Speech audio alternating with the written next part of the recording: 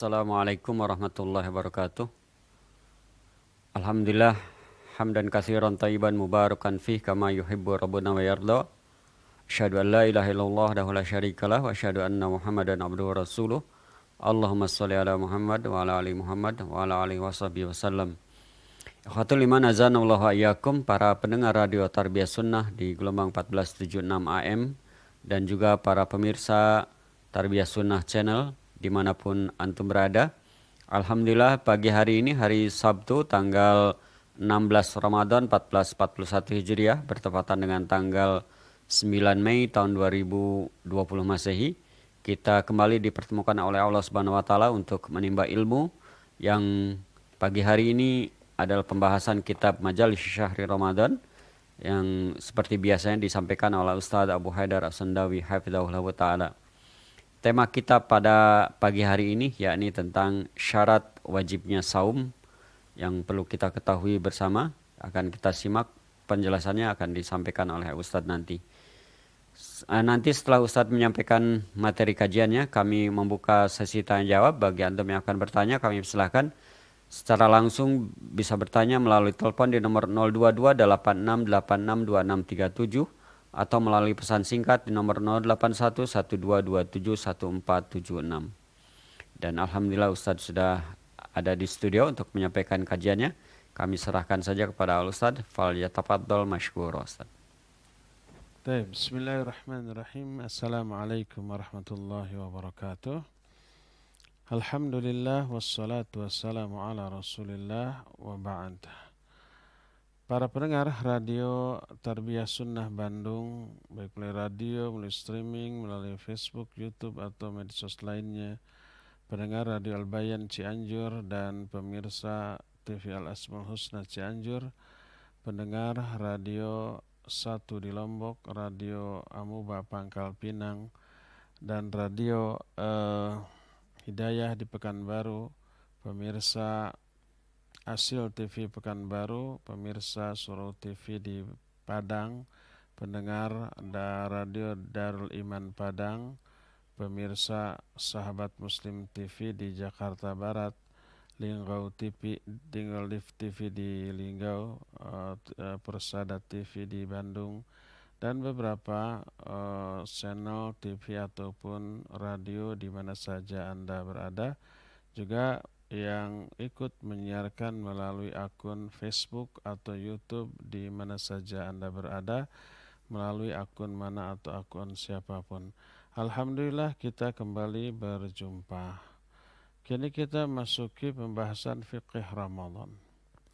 Siapa saja orang-orang yang terkena kewajiban saum?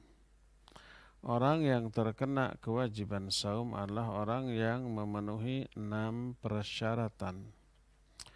Kalau satu di antara keenam ini tidak terpenuhi, apalagi semuanya, satu aja, maka tidaklah wajib saum bagi orang itu.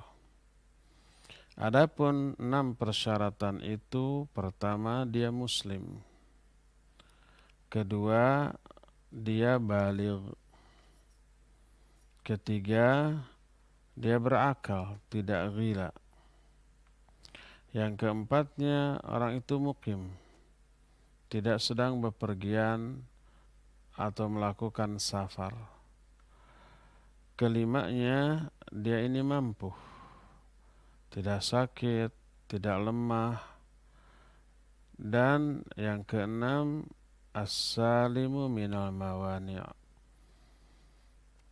tidak ada penghalang yang menghalangi dia dari kewajiban saum, tidak sedang haid, tidak sedang nifas, dan yang sejenisnya. Ya, orang yang memenuhi 6 persyaratan ini wajib bagi orang itu saum, seperti kita semua. Saya muslim, saya sudah baligh, sudah puluhan tahun yang lalu balighnya juga. Saya berakal, saya mukim tidak bepergian, saya mampu melakukannya, dan saya tidak memiliki penghalang apapun. Maka wajib bagi saya untuk melakukan saum Ramadan pada waktunya, pada waktu bulan Ramadan berdasarkan keumuman ayat ya ayyuhalladzina amanu kutiba alaikumusiyam. Juga dalam Al-Baqarah ayat 185 faman syahida minkumus syahra falyasum. Siapa yang menyaksikan datangnya bulan Ramadan dia wajib saum. Datangnya bulan Ramadan ditandai dengan munculnya hilal. Hilal untuk bulan Ramadan. Berkata Rasul sallallahu alaihi wasallam, "Idza ra'aitumul hilal fasumu." Kalau kalian melihat hilal di bulan Ramadan, maka saumlah. Hadis itu muttafaqun alaih. Jadi ijma' kaum muslimin wajibnya saum bagi orang-orang yang memenuhi 6 persyaratan yang tadi diterangkan. Adapun orang kafir, bukan muslim, maka tidak wajib saum baginya dan bila saum dia tidak sah saumnya. Karena dia bukanlah orang yang memenuhi persyaratan untuk ibadah karena belum mengikrarkan 2 kalimat syahadat. Maka apabila dia Islam di tengah-tengah bulan Ramadan, umpamanya hari ke-11 masuk Islam, maka wajib bagi dia untuk memulai saum di hari ke-11 tersebut. Adapun 10 hari yang telah dia lewati, maka tidaklah wajib diqadha. Allah berfirman dalam surah Al-Anfal ayat 38, Qul lilladzina kafaru iyantahu yughfar lahum ma qad salaf. Katakan kepada orang-orang kafir, kalau kalian berhenti dari kekafirannya, masuk Islam, akan diampuni seluruh dosa-dosa kalian yang telah lalu. Dosa tidak sholat, dosa tidak saum, dosa tidak ibadah, itu diampuni. Jadi yang sudah berlalu sebelum dia Islam tidak wajib diqadha. Maka dia berkewajiban sejak dia Islam sampai akhir Ramadan melakukan saum. Dan apabila di hari ke-11 tadi dia tidak niat saum karena masih kafir, dia makan minum di pagi harinya, lalu siang harinya dia masuk Islam, mengikrarkan 2 kalimat syahadat, maka sejak keislaman itu dia terkena kewajiban saum dan wajib menahan diri dari makan dan minum sampai waktunya berbuka. Ya, berdasarkan hal itulah maka orang kafir tidak terkena kewajiban saum. Inilah yang pertama. Kedua, bagaimana dengan anak kecil? Tadi disebutkan syarat yang kedua baligh.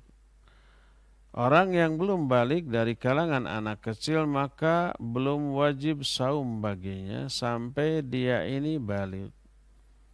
Berkata Rasul sallallahu alaihi wasallam dalam hadis riwayat Imam Ahmad, Abu Daud dan An-Nasai dengan sanad yang sahih. Rufi'al qalamu an thalathatin. Anin naim hatta yastayqidha wa anis saghir hatta yakbur wa anil majnun hatta yufiqa. Diangkat kolam dari 3 golongan manusia.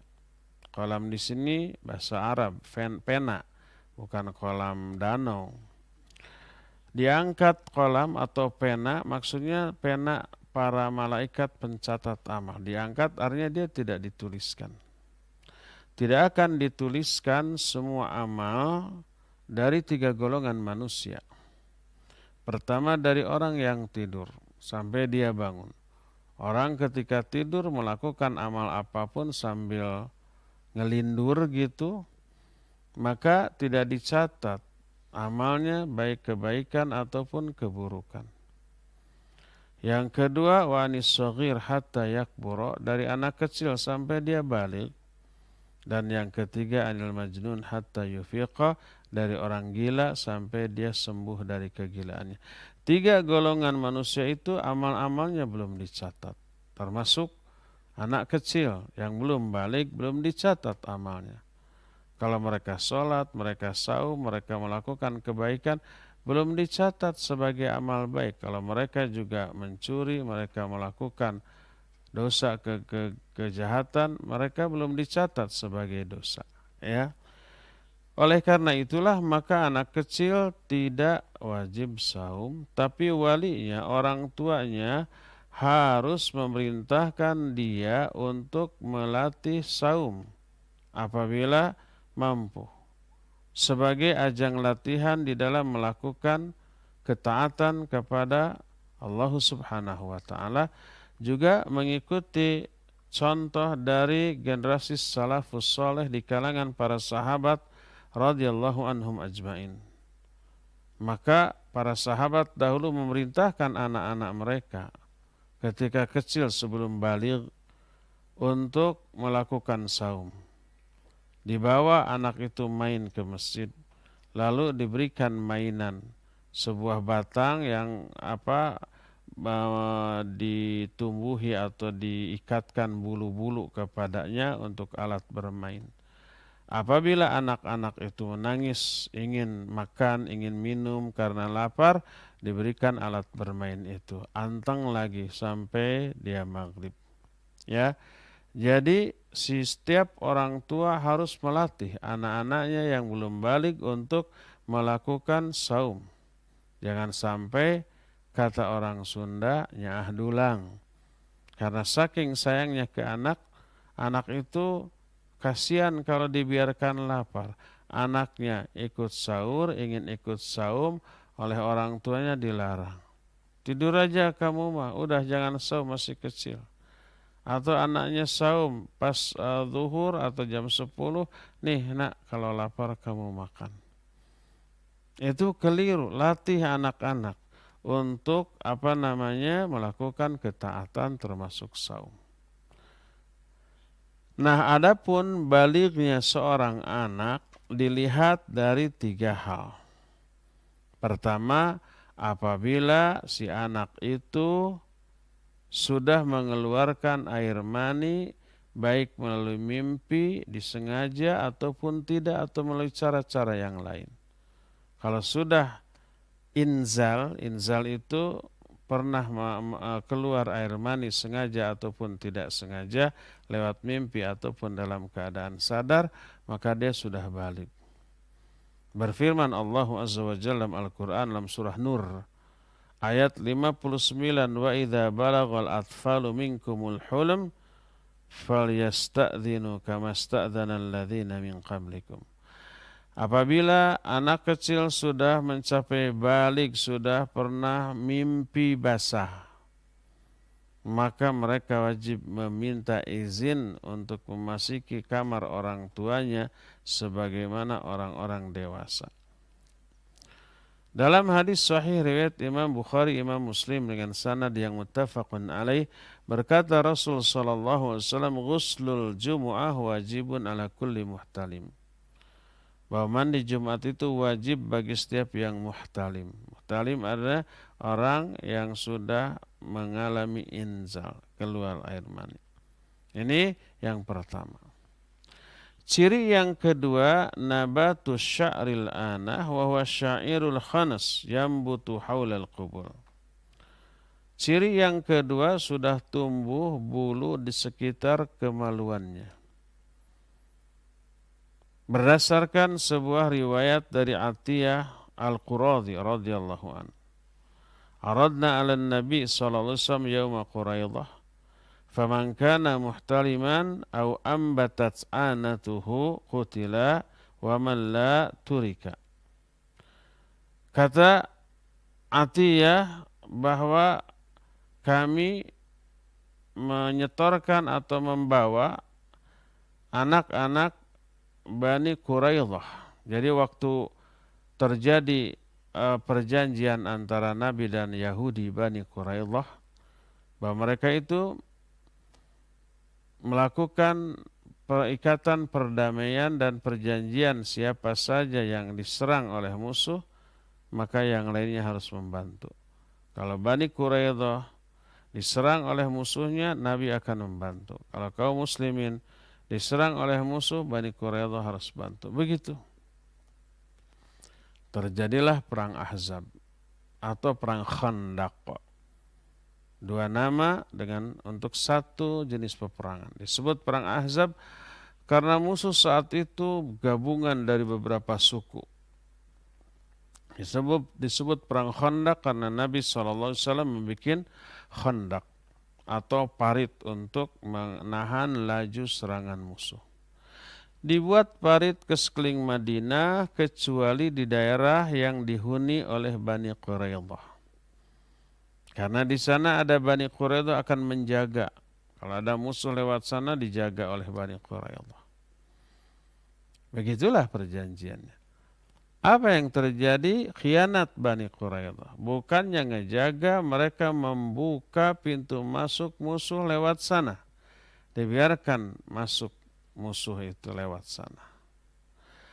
Atas pertolongan Allah Azza wa Jalla akhirnya terusirlah kaum kafir kelompok pasukan Ahzab tersebut.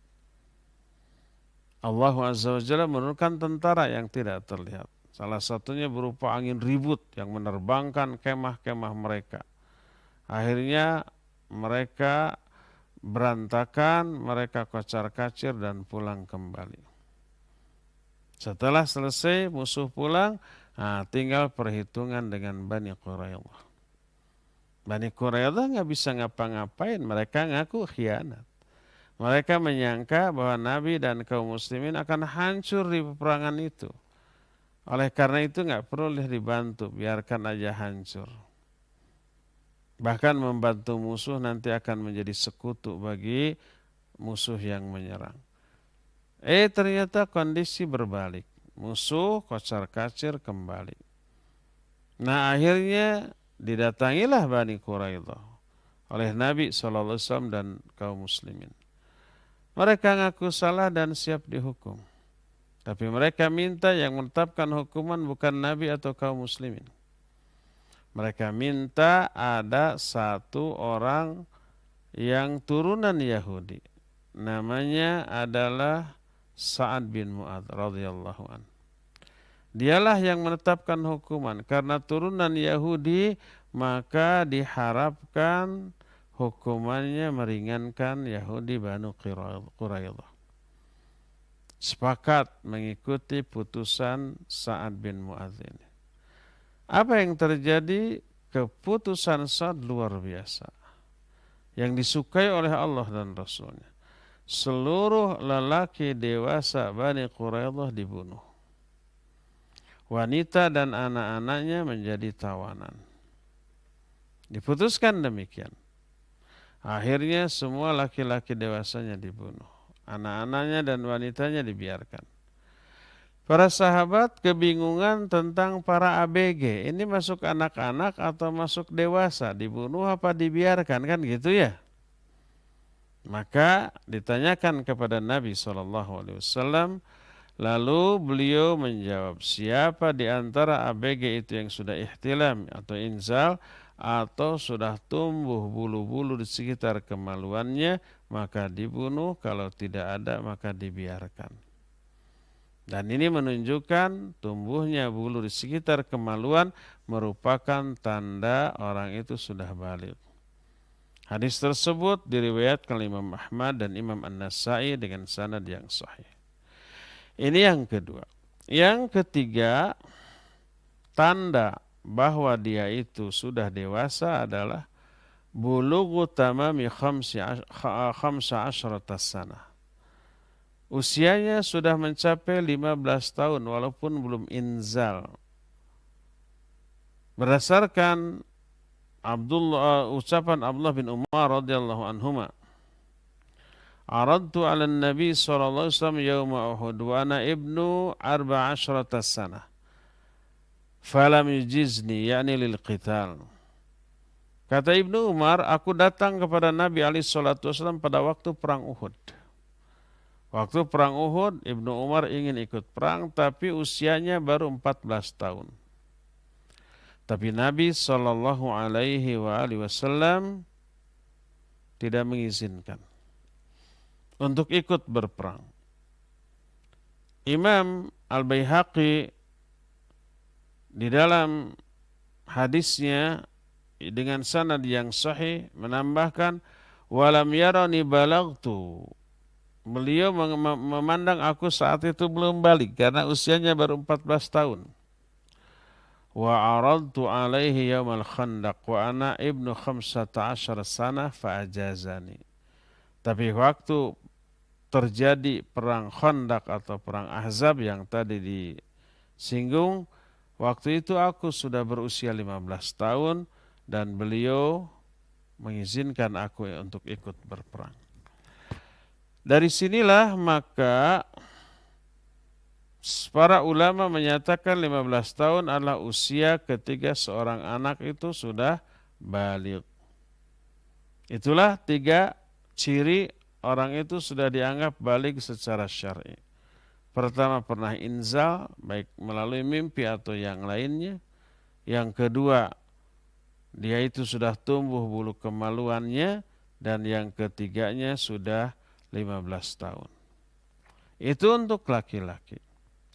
Adapun untuk perempuan ditambah dengan 2 syarat yang lainnya. Yang pertama, sudah mengalami haid. Walaupun usianya belum 15 tahun, belum ada tumbuh bulu kemaluan dan belum ihtilam. Tapi dia sudah mengalami haid. Dan yang terakhir atau yang kelimanya untuk wanita, kalau dia sudah melakukan hubungan seksual sebagai istri. Umpamanya mungkin saja ada yang dinikahkan sebelum baligh. Kemudian setelah menikah melakukan hubungan suami istri dengan suaminya. Maka walaupun ketiga persyaratan tadi belum terpenuhi, tapi kalau dia sudah menikah, maka dia sudah dianggap baligh. Inilah golongan yang kedua, yaitu anak kecil. Anak kecil tidak wajib saum, tetapi dia dilatih untuk saum. Golongan yang pertama orang kafir, maka dia tidak wajib saum, dan kalau saum dia tidak sah. Adapun anak kecil tidak wajib saum, tapi bagus untuk dilatih saum. Golongan yang ketiga adalah orang gila.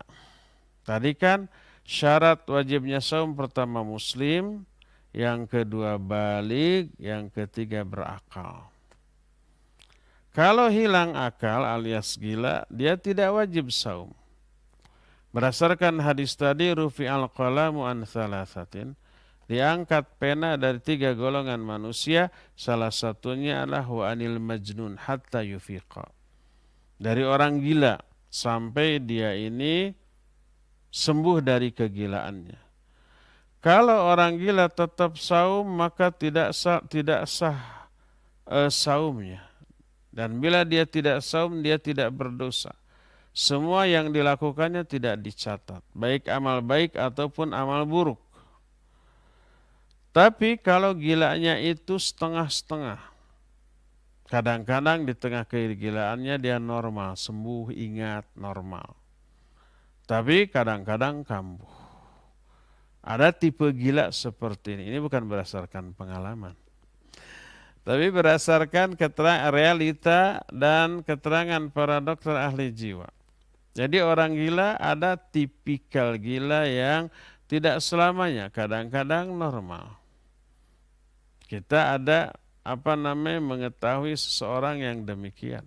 Kalau gilanya sedang kambuh, wah ngaco kepada orang lain, nggak kenal. Kemudian omongan dan tindakannya tidak masuk akal. Karena memang di luar kontrol akal, akalnya nggak berfungsi. Dia ngambilin daun-daun, diberesin, disakuin gitu. Ada tukang bakso, beli, dibayarnya sama daun gitu. Ditanya, nggak nyambung jawabnya. Tapi kadang-kadang normal, ketemu manggut, menyapa gitu ya.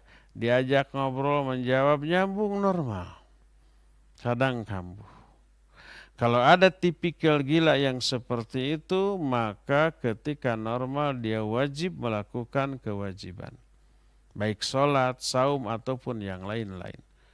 Kalau umpamanya ketika dia gila, dia tidak saum, sehingga bangun jam 8, tidak sholat subuh, kemudian dia makan, pas jam 10 normal. Maka wajib diberitahu dia harus saum. Dia wajib menahan diri ketika sadarnya dari makan dan minum dan terus saum sampai dia maghrib atau dia gila kembali. Maka inilah orang yang gila dan tidak wajib qadha atas dirinya karena ketika dia gila dia tidak terkena kewajiban. Sebagaimana orang kafir sebelum Islam, pas masuk Islam, selama kafirnya tidak perlu diqadha. Tidak saum selama kafir tidak perlu diqadha.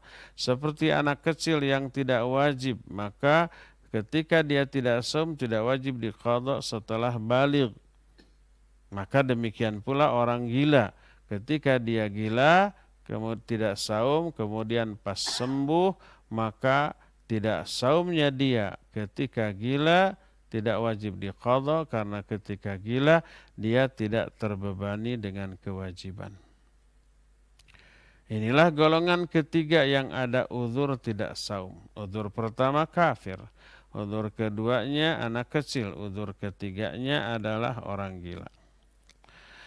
Keempat, al-harumul ladzi balaghal hadyan wa saqata tamyizuhu fala yajibu alaihi siyam walal it'ami anhu. Keempat, orang yang sudah pikun sehingga dia tidak lagi bisa membedakan mana yang benar, mana yang salah, kapan waktu-waktu sholat dan seterusnya. Dia semau dia. Jam 9 dia berwudu lalu sholat 4 rakaat. Ditanya, Nek atau Uyut sholat apa? Dikira sholat duha. Zuhur kata. Dah belum waktunya, Nek. Apa jawabnya? Sok tahu kamu. Saya lebih tua dari kamu. Malah marah. Dulu saya punya Uyut begitu tuh ya. Jadi pagi-pagi jam 8, jam 9 sudah berwudu lalu sholat. Ditanya Uyut sholat apa? Lohor. Masih pagi Uyut. Belum waktunya. Marah. Kokolot begog manih mah. Kokolot begog itu sotoy ya. Sok tahu kamu. Malah marah. Sudah biarkan saja ya. Pas waktunya zuhur, waktunya asar, waktunya maghrib dikasih tahu. Malah kekeh ngeyel. Belum waktunya. Atau sudah tadi sholat padahal belum. Biarkan saja yang seperti itu ya. Maka dia dianggap seperti anak kecil yang tidak bisa membedakan antara baik dan buruk, benar dengan salah, dan tidak bisa membedakan waktu kapan untuk sholat, kapan untuk melakukan ibadah ini dan itu, maka biarkan. Dia tidak terkena kewajiban. Inilah golongan yang keempat. Kelima, al-ajizu anisyam azzan mustamiran la yurja zawaluhu. Orang yang tidak mampu saum dengan ketidakmampuan yang permanen, yang tidak mungkin normal kembali. Seperti orang-orang tua, sudah manula, ya, lemah, harus makan. Dalam hitungan jam, 2 jam minimal ngemil. Kalau enggak lemes sakit. Tidak bisa diqadha nanti karena semakin nanti semakin tua semakin lemah. Permanen. Atau orang yang sakit dengan sakit yang menurut ahlinya para dokter tidak mungkin sembuh. Seperti orang yang terkena kanker. Seperti orang yang memiliki mah yang sangat kronis. Sudah parah, sudah di ronsen, sudah diobservasi, wah ini enggak akan sembuh. Dan setiap setengah jam sekali, sejam sekali harus ada yang masuk. Kalau enggak perih dan bisa mengancam jiwa. Sampai kapan? Wallahu a'lam. Dokter menyatakan susah untuk kembali normal. Hanya keajaiban yang membuat dia sembuh total. Maka orang itu ada uzur permanen, tidaklah wajib saum bagi orang itu. Allah berfirman, fattaqullaha mastata'tum. Bertakwalah kalian kepada Allah sesuai dengan kapasitas kemampuan kalian. Kalau di luar kemampuan, Allah menyatakan la yukallifullahu nafsan illa wus'aha. Allah tidak akan membebani kewajiban kepada seorang kecuali sesuai dengan kemampuannya. Di luar kemampuannya, udah lepas kewajiban, lepas tanggung jawab. Tapi sebagai gantinya wajib dia itu membayar fidyah dengan memberi makan orang miskin. Fidyah itu memberi makan, bukan memberi uang. Wa 'alal ladzina yutiqunahu fidyatun ta'amu miskin. Bagi orang yang yutiqunahu, maknanya berat dia untuk melakukan saum. Bisa saum tapi berakibat fatal. Bisa menimbulkan madarat, bisa mengancam jiwa, mengancam menjadi mati. Ya. Maka yaitu wa'alal ladzina yutiqunahu fidyatun ta'amu miskin, maka dia wajib bayar fidyah dengan memberi makan orang miskin. Memberi makan baik dengan matangnya berupa nasi dan lauk pauk, menu yang biasa dimakan sehari-hari, atau mentahnya berupa beras 1,5 kilogram. Itu memberi makan. Maka tidak boleh fidyah dengan memberi uang, dengan membeli baju, sepatu, walaupun mungkin lebih mahal harganya daripada seporsi makanan. Fidyah itu memberi makan, bukan memberi uang. Jangan di otak-atik oleh akal kita, tapi kan kalau dengan uang lebih manfaat daripada makanan. Kalau baju atau sepatu lebih mahal, lebih manfaat. Itu ketetapan akal, dan agama bukan berdasarkan akal. Agama berdasarkan wahyu Al-Quran dan As-Sunnah. Akal harus disesuaikan dengan ketetapan Quran Sunnah. Kalau dikasih uangnya, nanti dibeliin pulsa, dibeliin kuota, beliin petasan. Orang lagi terawih lempar bleng gitu. Orang lagi tadarus di depan rumahnya dinyalakan petasan bleng. Anak kecil yang sedang tidur sampai ngancul ya. Ngancul itu apanya bahasa Indonesianya. Sampai loncat ketika tidur berdak langsung nangis. Kasihan anak ibunya ya. Kasihan anaknya juga. Zalim itu orang-orang yang menyalakan petasan, mengganggu orang sholat, mengganggu orang tidur, mengganggu orang istirahat, dan bisa mengancam nyawa orang yang punya penyakit jantung. Memiliki jantung yang lemah, lagi rileks, lagi tenang, tiba-tiba meledak ada petasan, langsung mati dia. Saya nggak tahu tuh. Kalau ada kasus begitu yang nyalain petasan bisa dipidana apa tidak? Karena dia menjadi penyebab kematian orang yang berpenyakit jantung itu. Wallahu a'lam ya. Jadi orang yang tidak mampu saum secara permanen, dia wajib membayar fidyah dengan memberi makan orang miskin, bukan memberi uang, bukan memberi baju atau yang lain-lainnya ya. Berdasarkan hal itulah maka 5 kelompok yang tadi dijelaskan adalah 5 kelompok yang tidak wajib saum. Pertama, orang kafir tidak wajib. Yang kedua, anak kecil tidak wajib, tapi anak kecil dianjurkan saum. Adapun orang kafir walaupun saum tidak sah. Terus yang ketiganya tadi disebutkan adalah orang yang pikun, dan itu yang keempatnya. Yang ketiganya orang yang gila, keempatnya orang yang pikun, dan yang kelimanya orang yang tidak mampu secara permanen. Nah, sudah diterangkan orang yang tidak mampu secara permanen dia bayar fidyah.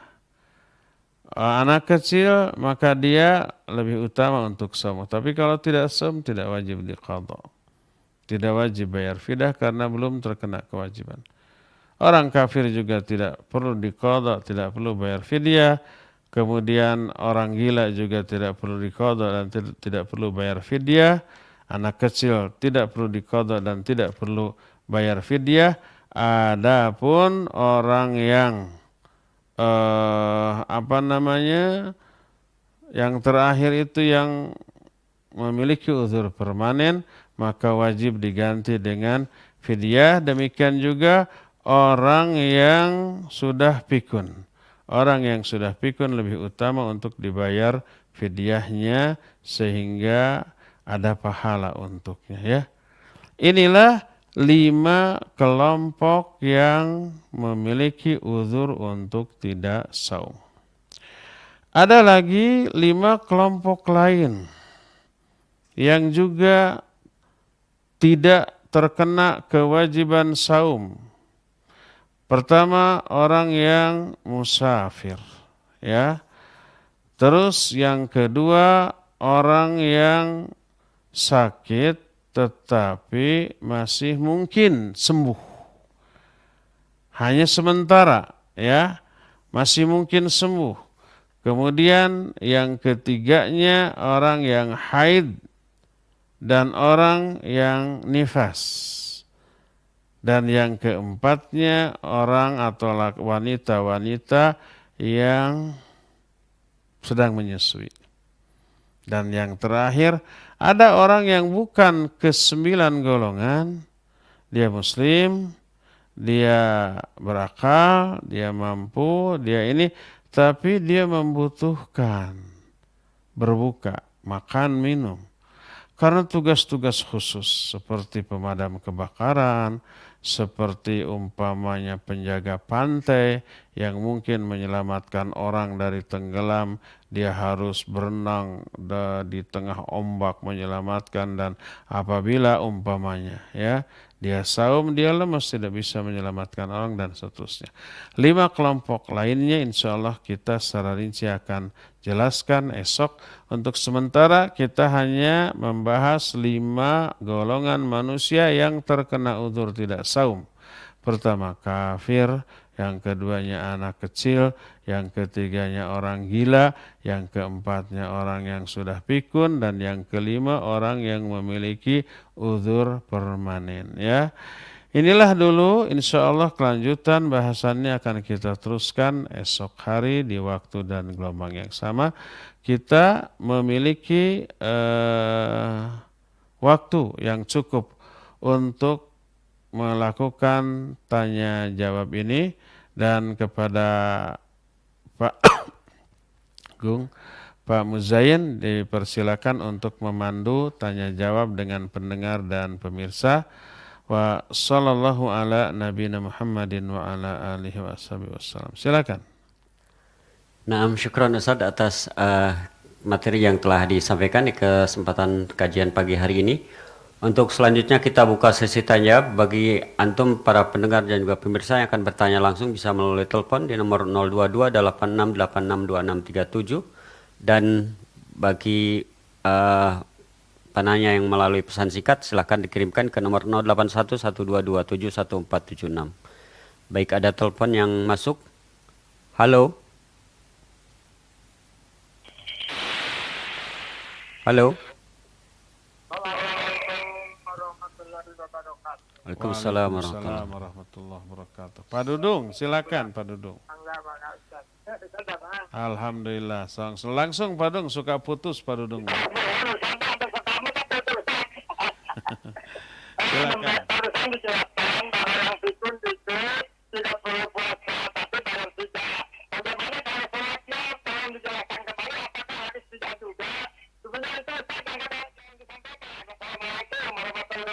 Pak Dudung sebentar, suara kurang jelas. Pelan-pelan Pak Dudung bicara. Ketangkap nggak? Enggak, sih. Itunya ngagerebeg ya suaranya. Pak Dudung coba telepon lagi, kurang jelas. Iya, mudah-mudahan nanti Pak Dudung bisa masuk lagi ya. Silakan yang lain. Ya, kita angkat penelpon yang masuk kembali. Halo. Waalaikumsalam warahmatullahi. Langsung Pak Dudung, tapi pelan-pelan bicaranya. Tadi dijelaskan bahwa orang yang sudah pikun tidak dapat puasa harus bayar tidak. Tolong dijelaskan kembali bagaimana sholatnya, apakah juga harus bayar tidak atau tidak? Atau kode begitu Ustaz? Sholat. Apa pertanyaan apa Pak Dudung? Pertanyaannya Tidak. yang kedua, yang tidak dapat sholat, yang sudah pikun sudah melaksanakan sholat, apakah harus bayar tidak atau kode begitu Ustaz? Harus Tolong sholat. dijelaskan kembali. Harus sholat atau qada gitu? tiga gitu. Iya. Menangkap. Gimana Pak Dudung? Gimana ulangi? Pak itunya dikecilkan, ke radionya dikecilkan Pak Dudung. Jadi kurang jelas.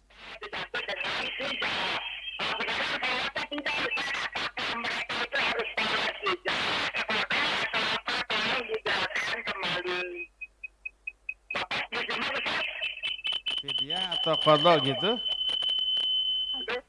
Nah itu Pak Dudung radionya dibesarkan. Jadi feedback Pak Dudung, rebek. Jadi kurang jelas. Barusan kan dijelaskan sama Ustaz, orang yang tidak sinkron tidak dapat puasa, diganti dengan 3.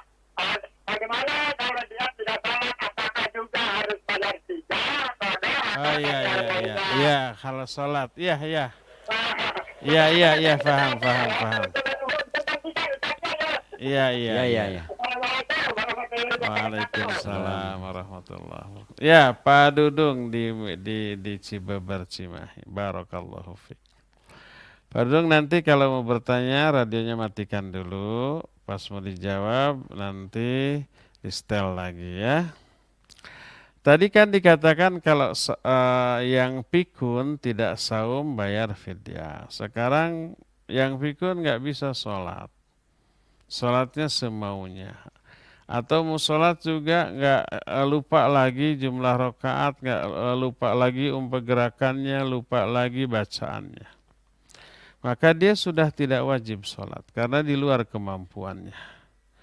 Terus apakah harus diganti dengan qadha atau fidyah? Tidak ada ganti sholat dengan fidyah. Tidak ada. Fidyah itu hanya untuk saum. Ya. Oleh karena itu kalau ada ustadz, kiai, begitu ada yang mati, si kiai ini langsung berapa hari tidak sholatnya, ayo bayar fidyah ke saya. Jadi bisnis ya. Dan bayar fidyah harus ke dia. Nggak boleh ke fakir miskin. Sholat itu nggak bisa diganti dengan fidyah. Kalau dia tidak sholatnya karena hawa nafsu, karena malas, karena memang lemah iman, ya dia dosa besar. Tidak bisa diqadha, tidak bisa juga dibayar dengan fidyah. Ya, harus ditebusnya dengan tobat yang sebenar-benarnya. Apakah harus mengqadha lagi sholat yang dahulu dilewatkan secara sengaja karena hawa nafsu? Tidak. Qadha sholat baru ada kalau sholat terlewat karena ada uzur. Baik karena uzur itu karena lupa ya, atau karena tidak sempat secara teknis tidak bisa dilaksanakan, baru dilaksanakannya sekarang. Atau karena ada halangan, tidak bisa dilaksanakan pada waktunya karena ada halangan, barulah diqadha. Seperti umpamanya orang pulang kantor jam 5 sampai di rumah jam 8 karena macet, maghrib nggak bisa di jalan ya. Nah, maka diqadha maghrib di waktu ketika dia memungkinkan ya. Kemarin lupa tidak sholat asar, ingatnya sekarang, qadha sholat asar sekarang ya. Maka itu qadha. Adapun yang sengaja ditinggalkan karena hawa nafsu maka tidak bisa diqadha dengan apapun, termasuk orang yang sengaja tidak saum karena hawa nafsu, tidak ada uzur. Dulu kita pernah tidak saum. Kenapa? Ya karena iman yang lemah, karena hawa nafsu ya. Sekian tahun, sekarang taubat, apakah wajib diqadha? Tidak. Karena tidak ada uzur. Yang wajib diqadha hanya ada yang ada uzur. Demikian juga sholat. Tidak bisa dibayar dengan fidyah, tidak bisa dibayar dengan qadha ya. Adapun kalau orang yang meninggal dan tidak sholat karena hawa nafsu, mudah-mudahan sebelum meninggalnya taubat. Kalau enggak, maka dia terkena azab. Walaupun fidyahnya satu kali sholat dibayar 1 miliar, tetap tidak tertebus. Nah, adapun kalau ketika sebelum meninggal dia sakit dan tidak sholat, maka salah dia. Yang sakit tetap wajib sholat semampunya. Tidak bisa sambil berdiri, lakukan sambil duduk. Nggak bisa sambil duduk, lakukan sambil berbaring. Nggak bisa berwudu, tayamum. Nggak bisa wudu atau nggak bisa tayamum, sholat walaupun tidak wudu, walaupun ada najis, walaupun ada hadas. Seperti orang yang di rumah sakit, ya, dia masih sadar, masih penuh kesadaran, tapi di dalam tubuhnya dipasang alat-alat yang menyebabkan dia tidak bisa beranjak dari tempat tidurnya, tidak bisa ke air, buang air di sana, ya, dicebokin di sana sama suster atau perawatnya, ya, tidak bisa tayamum, nggak boleh ada debu di sana, harus steril. Tidak bisa mandi, tidak bisa membersihkan dirinya dari najis, tidak bisa berwudu, tidak bisa tayamum, dia tidak mampu bersuci, maka gugur kewajiban bersuci, tapi tidak menggugurkan kewajiban sholat. Sholatlah walaupun ada najis, sholatlah walaupun tidak berwudu, walaupun berhadas baik kecil ataupun besar. Yang gugur itu kewajiban bersucinya, tapi sholatnya tetap wajib, ya. Demikian Pak Dudung, sholat tidak bisa diganti dengan qadha ataupun fidyah. Wallahu a'lam. Ya, syukron Ustaz atas jawabannya. Kita angkat kembali penelpon yang masuk. Ada? Belum ya? Udah putus mungkin. Halo? Ada, silakan. Waalaikumsalam warahmatullahi wabarakatuh. Dari siapa, di mana Bapak? Halo, Ya, Oh, silakan Ibu. Bu. dengan Umu Gifari di Cimahi. Oh iya. Silakan. Gini Ustaz, mau tanya, kan saya ini ibu menyusui, terus saya memutuskan untuk nggak puasa gitu. Nah, di tengah-tengah puasa itu saya kan haid 5 hari. Nah, yang mau saya tanyakan, yang haid 5 hari itu saya harus ganti dengan puasa di hari lain atau sudah saja dibayar fidyah gitu? Taib. Nah, udah gitu. Iya. Umu Gifari. Assalamualaikum. Wa jazakillahu khairan. Waalaikumsalam warahmatullahi wabarakatuh. Umu Gifari di Cimahi, barakallahu fik. Tentang haid dan nifas sebenarnya belum kita bahas, ya. Tapi nggak apa-apa kalau ada pertanyaan diajukan, nanti kita jawab. Tapi detail dari penjelasan beserta dalilnya insya Allah besok, ya. Gini, wanita yang menyusui dan yang hamil, maka tidak saum, bagusnya tidak saum. Kenapa? Kuat apa tidak? Pasti kuat. Kuat pak kuat, sampai maghrib insya Allah kuat. Apalagi dengan iman, ya. Apalagi dengan takut dosa, insya Allah kuat. Tapi beresiko. Kalau yang hamil beresiko ada apa-apa terhadap janinnya, ya. Kalau yang menyusui takut ada apa-apa terhadap anak yang disusuinya. Bisa menyusu tapi asinya, kualitasnya kurang, ya, kurang gizinya, kurang. Khawatir nanti ada kelainan terhadap anaknya, ya. Oleh karena itu dianjurkan untuk tidak saum. Bagi mereka menurut pendapat yang lebih kuat, fidyah bukan qadha. Kenapa? Karena termasuk wa 'alal ladzina yutiqunahu fidyatun ta'amu miskin. Bagi orang yang merasa berat untuk saum, tidak sakit, tidak safar, ya, maka hendaklah fidyah dengan memberi makan orang miskin. Adapun yang qadha, man kana maridho aw ala safarin fa iddatun min ayyamin ukhra. Apabila sakit atau safar dalam ayat, terus tidak saum, maka ganti di hari-hari lain sebanyak hari-hari yang dia tidak saum. Dalam hadis disebutkan yang haid, yang nifas juga ganti dengan qadha. Jadi ada 4 golongan manusia yang tidak saum tapi wajib diqadha. Pertama musafir, keduanya yang sakit, yang ketiga yang haid, yang keempat yang nifas. Adapun selain itu maka fidyah. Wa 'alal ladzina yutiqunahu fidyatun ta'am miskin. Adapun orang yang wanita yang hamil dan menyusui, apakah mereka sakit? Tidak. Apakah safar? Tidak. Haid? Tidak. Nifas? Tidak. Terus kenapa tidak saum? Berat. Maka fidyah, ya. Jadi wanita yang haid, wanita yang menyusui dan wanita yang hamil tidak saum dan diganti dengan fidyah. Nah, sekarang selama menyusui ternyata ada masa haid. Kalau hamil kan umumnya yang hamil tidak haid. Walaupun ada 1-2 kasus yang hamil haid. Tapi yang menyusui tidak mungkin haid.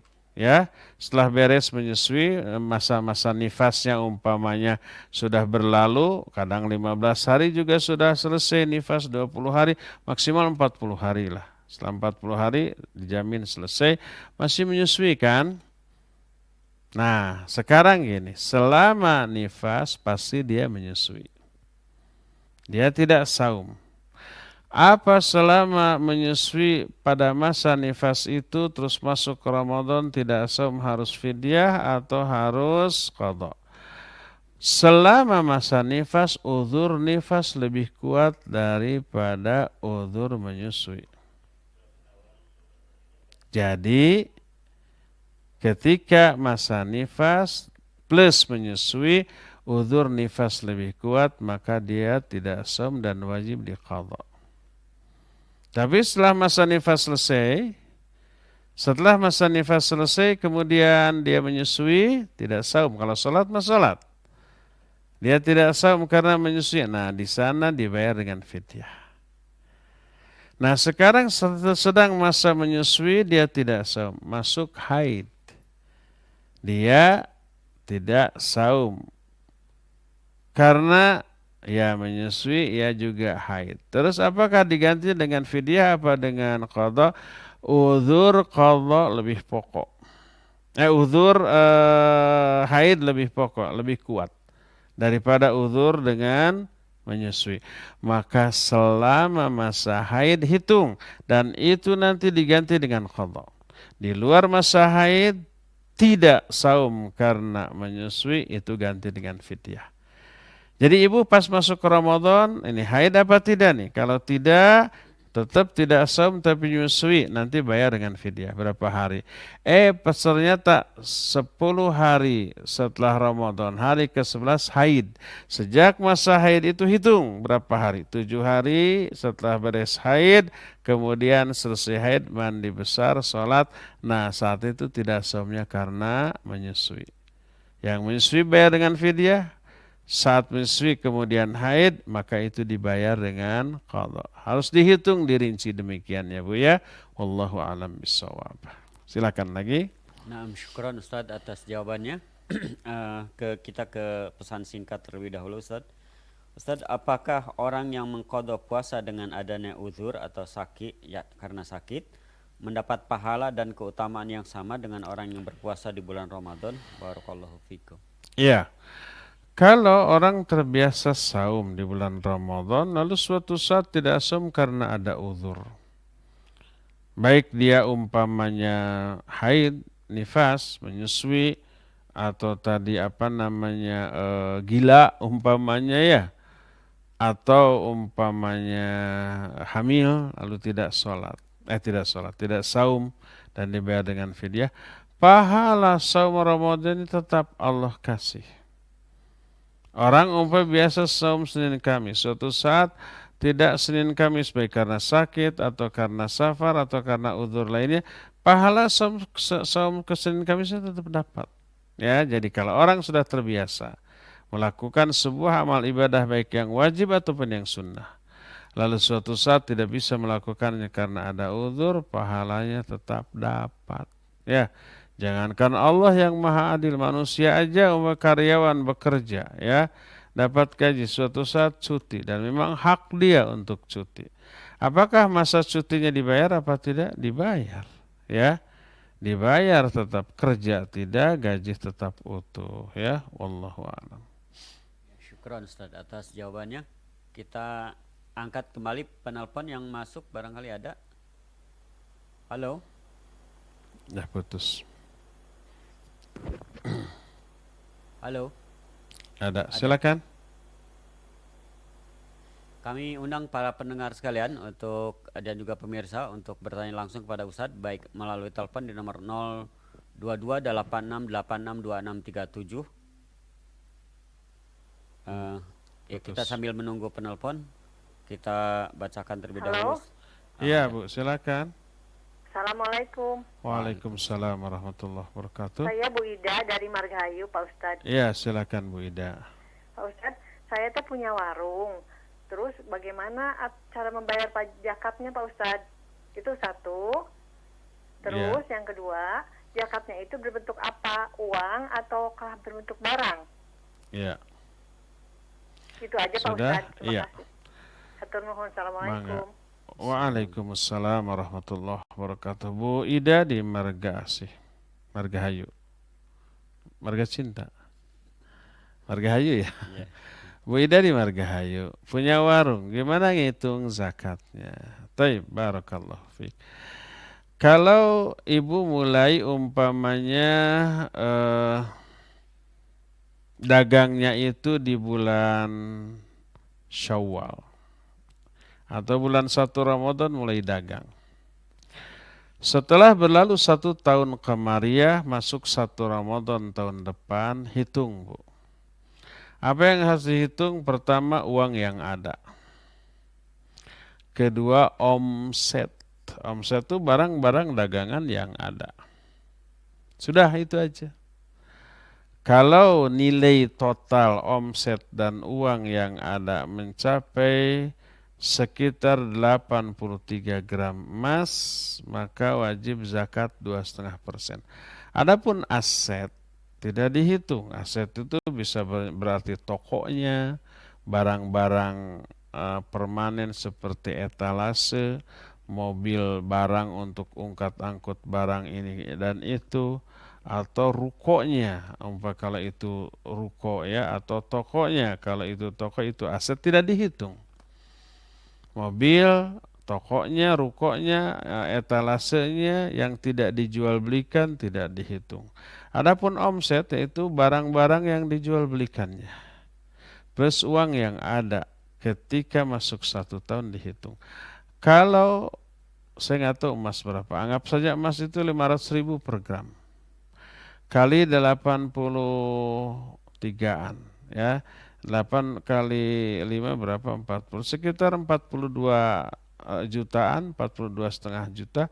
Kalau nilai omset dan uang yang ada mencapai 42 juta, wajib keluarkan 2,5% berupa uang. Tidak berupa barang, karena barang yang dijualnya kan macam-macam ya.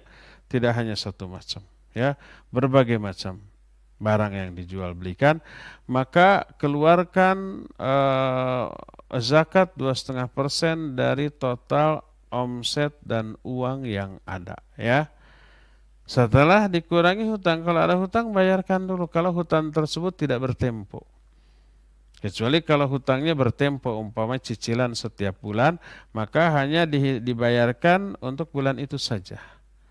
Sisanya uang yang ada dan omset yang ada dihitung, ada 42 atau 43 juta, keluarkan 2,5% dari sejumlah itu.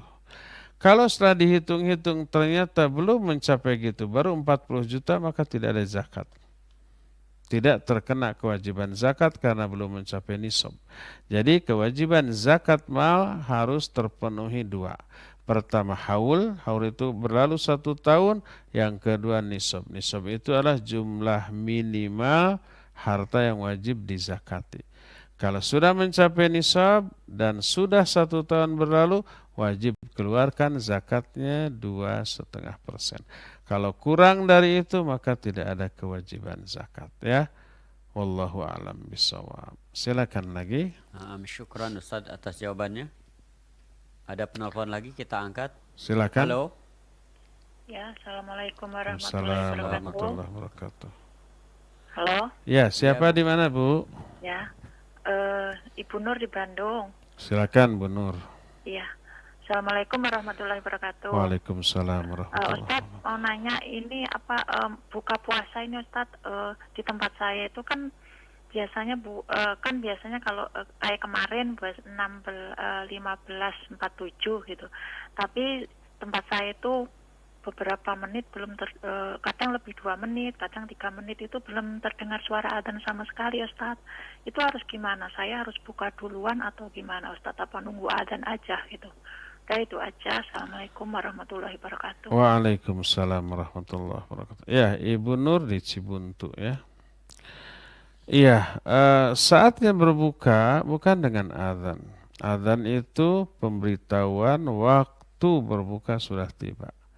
Waktu berbuka adalah ketika matahari terbenam.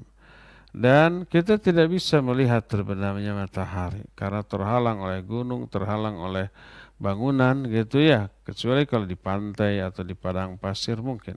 Kalau di kita di tengah kota nggak bisa. Tapi ada tanda. Tandanya apa? Syafaq merah. Sudah muncul, lihat aja ke sebelah barat. Kalau ada mega merah ya, bukan kuning. Kalau kuning belum, berarti belum tenggelam. Kalau sudah tenggelam ditandai dengan awan di arah barat itu memerah. Lembayung disebutnya. Kalau waktu saya kecil ada mitos nggak boleh dilihat nanti sakit mata ya. Suka ada? Iya. Jangan dilihat. Saya nggak tahu benar enggaknya. Nanti sakit mata katanya ya. Nggak tahu benar tidaknya. Wallahu a'lam. Tapi saya sering lihat nggak pernah sakit mata kok. Itu ke ahli mata ya, tanya benar enggaknya efek melihat lembayung. Kalau ada lembayung itu berarti sudah maghrib. Mau ada azan mau tidak silakan berbuka ya. Nah, waktu terbenamnya matahari sudah dihitung oleh pemerintah melalui ahlinya, kemudian lahirlah jadwal waktu sholat maghrib sekian. Kalau sudah masuk waktu sholat maghrib berarti itu sudah saatnya berbuka. Lihat jam, oh sudah sesuai dengan jadwal, saatnya berbuka walaupun belum ada yang mengumandangkan azan. Mungkin karena kelalaian muadzin. Mungkin muadzinnya jamnya telat atau mungkin muadzinnya masih di jalan belum sampai ke masjid ya, atau muadzinnya sibuk nyapu-nyapu dulu sudah azan, oh ternyata terkelewat semenit 2 menit ya, maka jangan mengandalkan azan. Oleh karena itulah maka tidak bergantung kepada azan. Adapun radio boleh karena radio sudah men-setting kalau benar nih ya settingannya sudah men-setting pas waktu maghrib tidak tiba langsung masuk azan. Seperti kita men-setting alarm pada saatnya pasti dia bunyi ya. Maka insya Allah itu tepat dan jadwal yang ditetapkan oleh pemerintah itu sudah ditambah waktu ihtiyati itu kehati-hatian 2 menit lebih lambat daripada waktu yang sebenarnya. Jadi kalau umpamanya maghrib sekarang berapa? 15.47 ya? 17 ya. 15.47 waktu asar. 17.47 itu sebenarnya 17.45 sudah masuk. Tapi untuk ihtiyati kehati-hatian pemerintah menambahkan 2 menit. Ya, lebih baik dipastikan sudah masuk waktunya daripada diragukan sebelum masuk waktunya ya. Jadi lihat jadwal, setelah jadwal masuk sudah mau ada azan mau tidak berbukalah. Mungkin muadzin karena telat, karena ada ini dan itu telat azannya sehingga telat juga waktu bukanya. Beberapa hari yang lalu di sini di Masjid Umar bin Khattab azan nggak berkumandang. Kita nunggu mana di Jakarta sudah azan di TV Jakarta, ini di sini belum ada. Kemana? Terus sampai Isya baru azan. Ternyata maghrib itu azan tapi tidak dikeluarkan speakernya untuk diri sendiri gitu ya. Nah, jadi jangan mengandalkan muadzin tapi lihat saja jadwal ya. Wallahu a'lam. Syukron Ustaz atas jawabannya. Kita ke pesan singkat terlebih dahulu Ustaz. Ya. Ada pertanyaan dari Ummu Hasna di Cipatat. Izin bertanya, saya dulu waktu menyusui membayar fidyah dengan uang. Bagaimana hukum fidyah saya itu Ustaz? Kalau yang sudah berlalu biarlah berlalu ya.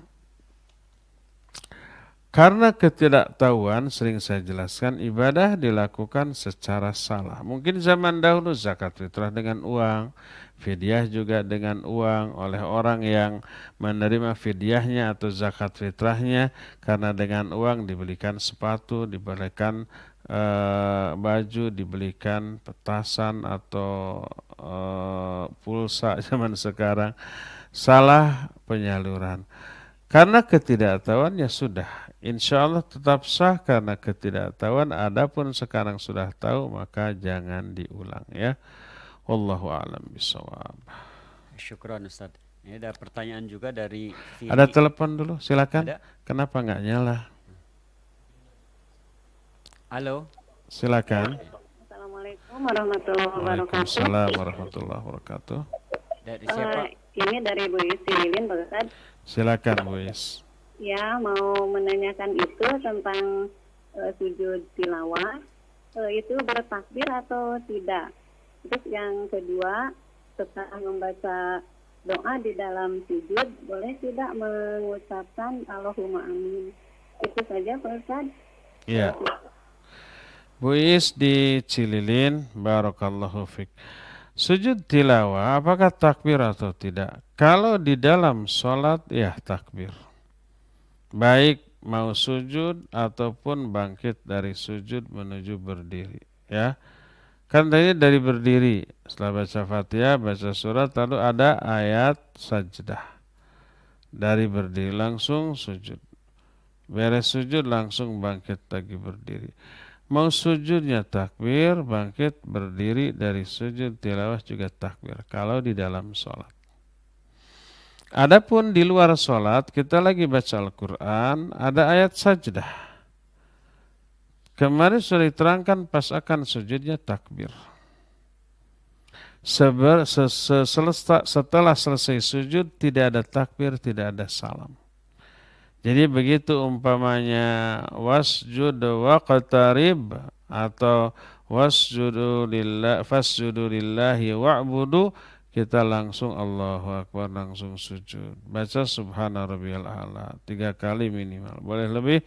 Lalu baca sajada wajhil ladzi khalaqa wa syaqqa sam'ahu wa basarahu bihaulihi wa quwwatihi. Setelah itu sudah bangkit tanpa ada takbir lagi dan tanpa ada salam lagi ya. Apakah mengucapkan amin? Tidak ya. Karena Nabi SAW tidak mencontohkan, memerintahkan adanya amin. Ya, beda dengan dalam sholat membaca Al-Fatihah, seusai Al-Fatihah ya beliau amin, para sahabat juga mengaminkannya ya. Juga dalam doa-doa mutlak silakan baca amin. Adapun dalam doa-doa muqayyad maka tidak disyariatkan amin. Baik sujud tilawah atau umpamanya kita membaca doa keluar rumah, doa naik kendaraan, keluar masuk masjid, keluar masuk WC, tidak ada amin.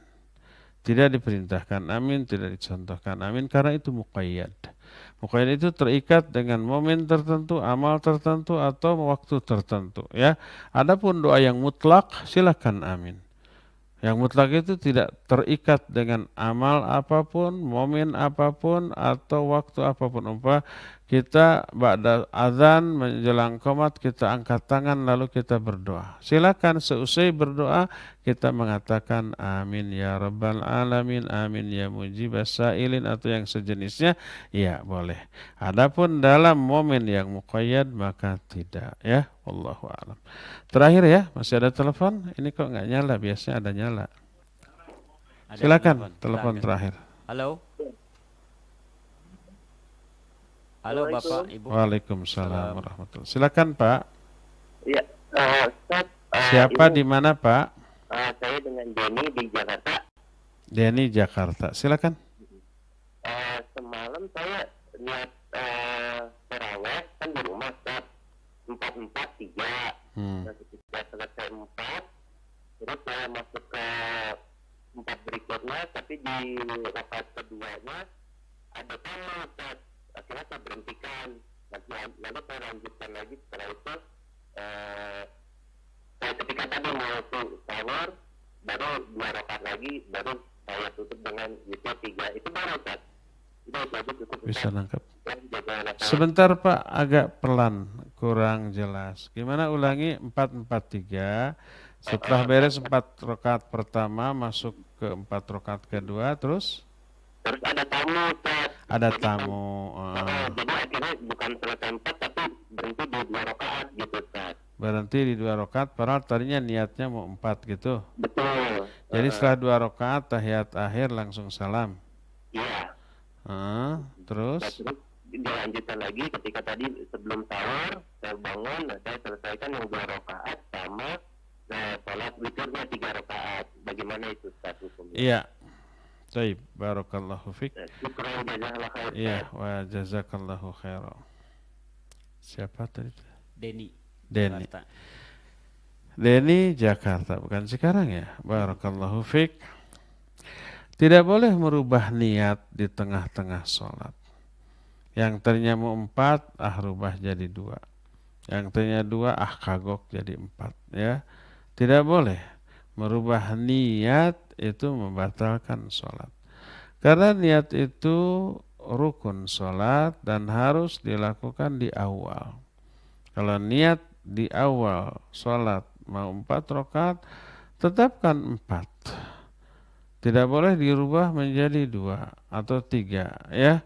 4 mah kayaknya gak keburu, udah aja sudah dari awal tuh sudah 4 rakaat, tapi pas di rakaat kedua udah rubah aja jadi witir, gak boleh. Jadi 3 gak boleh. Atau yang tadinya sunnah dirubah jadi wajib, yang tadinya wajib dirubah jadi sunnah. Umpamanya nih, kita mau sholat zuhur, tapi ada qobla dulu 2 rakaat. Di tengah sholat qobla dipikir-pikir terburu-buru, kalau sholat sunat dulu nggak akan keburu, ada keperluan, lalu dirubah menjadi niat sholat zuhur 4 rakaat, jadi ditambah lagi. Maka tidak boleh merubah niat di tengah-tengah sholat, tidak boleh. Ya, karena niat adalah rukun sholat dan niat dilakukan di awal sholat. Sebelum sholat dimulai, niatnya itu sudah ditetapkan untuk berapa rakaat. Ya. Adapun yang sudah berlalu, biarlah berlalu. Untuk besok dan yang akan datang tidak dilakukan lagi. Jadi kalau pas masuk 4 rakaat kedua, baru rakaat pertama ada tamu, biarkan saja. Ya, mungkin ada anak kita atau orang lain yang membukakan, suruh tunggu dulu sampai kita selesai.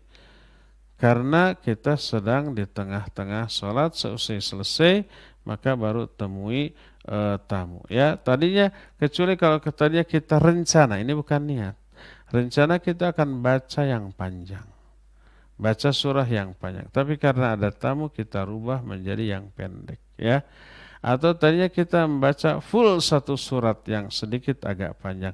Tapi karena ada tamu maka kita tidak full membaca surat itu, hanya setengahnya, separuhnya, karena ada tamu. Boleh kalau begitu, karena tidak merubah niat sholatnya, tapi merubah rencana untuk membaca surat, ya. Dan itu tidak masalah kalau demikian, ya. Demikian Pak Denny di Jakarta, dan demikianlah para pendengar dan pemirsa. Mohon maaf tidak semua pertanyaan terjawab karena terbatasnya waktu. Insyaallah kita akan lanjutkan kajian ini esok di waktu dan gelombang yang sama. Subhanakallahumma bihamdik, asyhadu an la ilaha illa anta, astaghfiruka wa atubu ilaik, walhamdulillahi rabbil alamin. Wassalamualaikum warahmatullahi wabarakatuh. Waalaikumsalam warahmatullahi wabarakatuh. Syukran jazakallahu khairan. Kami haturkan kepada Al-Ustaz Abu Haidar As-Sandawi hafizahullah ta'ala atas ilmu yang telah disampaikan di kesempatan kajian di pagi hari ini, dan juga yang telah menjawab pertanyaan-pertanyaan yang diajukan para pendengar juga pemirsa, baik melalui telepon maupun juga melalui pesan singkat. Semoga Allah Subhanahu wa taala selalu memberikan perlindungan dan kesehatannya kepada Ustaz dan keluarga, dan kembali akan menyampaikan kajian-kajiannya di kesempatan berikutnya. Ikhwatul iman azanallahu wa iyyakum, kami juga menghaturkan syukran jazakallahu khairan. Terima kasih kepada para pendengar juga pemirsa atas atensi dan keikutsertanya dalam kajian kita di pagi hari ini. Namun kami mohon maaf, tidak semua pertanyaan-pertanyaan yang telah masuk tidak bisa kami ajukan dikarenakan keterbatasan waktu. Mudah-mudahan di lain kesempatan kita bisa berinteraksi kembali dengan Ustadz dan bertanya jawab. Ikhwatul iman azanallahu wa iyyakum, demikian kajian kita pagi hari ini, pembahasan kitab Majalisus Syahri Ramadan. Insyaallah materi ini akan dilanjutkan nanti pada hari Senin pagi pada subuh sampai dengan selesai. Karena besok hari Ahad akan ada kajian mengenai tarikh yang disampaikan oleh Al-Ustadz Aziz Fatur Rahman LC hafizahullah taala. Dan informasi kajian untuk hari ini hari Sabtu, insyaallah nanti sore mulai pukul 16.00 sampai dengan selesai akan disampaikan kajian pembahasan kitab Hisnul Muslim, disampaikan oleh Ustadz Abu Haidar As-Sundawi hafizahullah taala dengan tema doa bangkit dari ruku. Silakan antum mengikuti kajiannya dan ikuti juga tanya jawab yang diadakan nanti setelah Ustadz menyampaikan kajiannya. Demikian yang bisa kami haturkan. Kami mohon maaf atas segala kekurangan dalam penyiaran kami pagi hari ini. Kita tutup dengan subhanakallahumma bihamdika asyhadu an la ilaha illa anta astaghfiruka wa atubu ilaik. Wassalamualaikum warahmatullahi wabarakatuh.